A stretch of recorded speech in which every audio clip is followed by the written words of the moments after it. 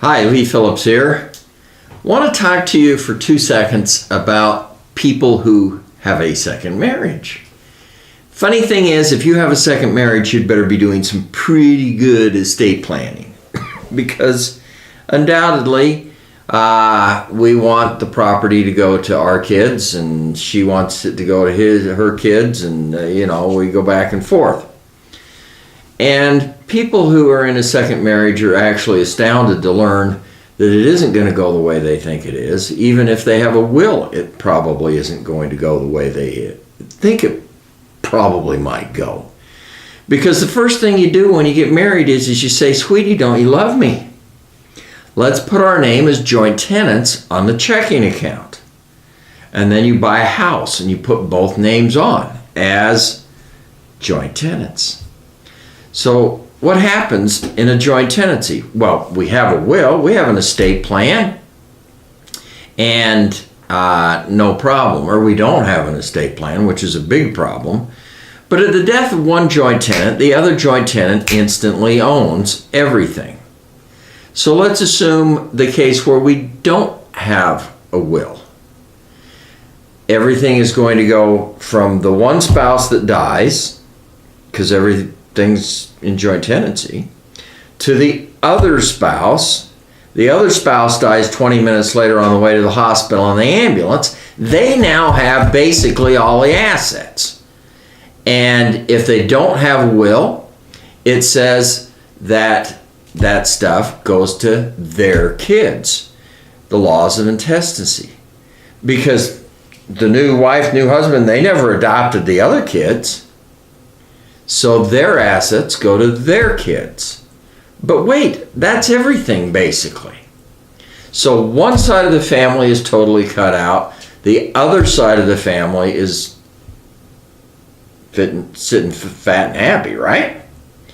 What happens if there's a will? Well, the will says that when I die, my assets go to my kids. Okay, same scenario. We have the one spouse die, the other spouse dies 20 minutes later or 2 years later, doesn't matter. But when the first spouse dies, instantly everything went to the second spouse. And now the will says that stuff goes to their kids. So we've moved the entire estate over to the one spouse. That isn't what either one of the married couple really wanted. They wanted their stuff to go to their kids and the other guy's stuff to go to their kids. But it doesn't work that way. It very seldom works that way.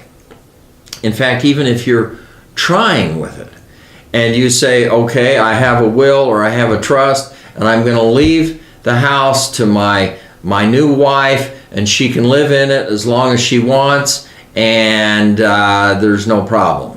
When she dies, then my kids get the house because that's the house that I had when we got married. Okay, lots of things happen.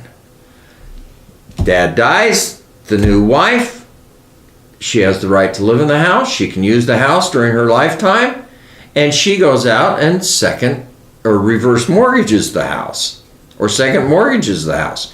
She takes all the wealth out of it. And so when she dies, yeah, my kids get it, but there's no value in it. All of the value has been stripped out. Lots of things happen in a second marriage. You've got to be extremely careful. One, that you decide what you want, and two, that that's actually what happens. Joint tenancy screws it up. Pay on death accounts screw it up. The retirement, naming of beneficiaries. Of course you're going to name the new spouse as the beneficiary for your IRA, and you're going to name the kids as secondary beneficiaries, your kids. Well, the new spouse takes all the money out. They can do that. So you've got to think, and it isn't only the spouse, because what may happen is dad dies, and then the second spouse, the new wife, she's fine. She wants everything to go to his kids like they agreed, but she becomes incompetent. She gets Alzheimer's. Her kids come in and they have the ability to take it all out because under the durable power of attorney, they're the agent for her, and they can exercise all of her rights. So it isn't just I trust my new wife or I trust my new husband. You've got to think, what happens when they're not in the driver's seat anymore? Somebody else is in the driver's seat. So you've got to put some real big guardrails around what happens in a second marriage. Lee Phillips talking on possible problems in a second marriage.